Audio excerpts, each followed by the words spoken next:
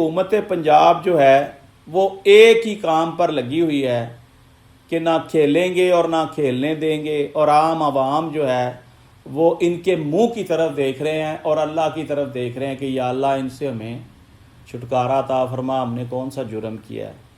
دیکھیں، سب سے بڑا مسئلہ عام آدمی کا روٹی، کپڑا اور مکان، جس کے نام پر ایک جماعت 40-50 سال سے ووٹ لی جا رہی ہے۔ اور بھائی، یہ روٹی، کپڑا اور مکان آپ نے خود بنانا ہے، آپ نے خود کمانا ہے، انہوں نے نہیں دینا۔ آپ محنت کریں، آپ اپنے بچوں کو اعلیٰ تعلیم دلوائیں، آپ ان کو بڑے بڑے عہدوں پر فائز کرائیں، قابل ترین بنائیں، وہ بنا کے دیں گے آپ کو روٹی، کپڑا اور مکان۔ انہوں نے نہیں، یہ تو ڈرامے بازیاں چل رہی ہیں۔ یہ سندھ سارا ویران پڑا ہے، پنجاب میں بے شمار معاملات ادھورے ہیں، اور ہم جا کے گلگت بلتستان میں روشنیاں کر رہے ہیں۔ الیکشن کمپین کے دوران ہی 24 گھنٹے 36 گھنٹے وہاں بجلی نہیں آئی۔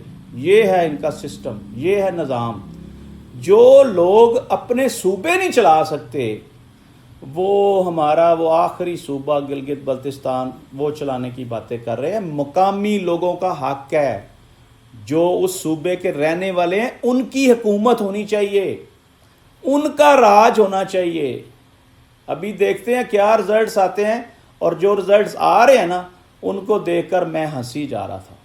سبحان اللہ، نون لیگ آ گئے، پیپلز پارٹی آ گئے، نون لیگ آ گئے، پیپلز پارٹی آ گئے، ہائے ہائے ہائے، سبحان اللہ۔ تو باقی کدھر گئے؟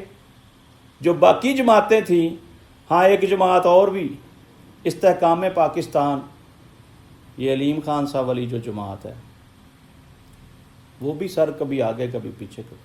اچھا، آزاد ارکان کا نہیں بتا رہے، پی ٹی آئی کے جو لوگ حمایت یافتہ ان کا نہیں بتا رہے۔ یہ ایسا الیکشن ہے جس سے کچا چٹا کھل جائے گا، اور بتایا یہ جا رہا ہے کہ بے شمار نتائج روک لیے ہیں۔ یہ آپ روک لیے کو سمجھتے ہیں؟ کبھی سسٹم بیٹھ جاتے ہیں، کبھی نتائج روک لیے جاتے ہیں، کیونکہ اب اپنی مرضی کے نتائج آئیں گے، اور لولی لنگڑی حکومت بنے گی گلگت بلتستان میں، یہ میں پہلے بتا دیتا ہوں۔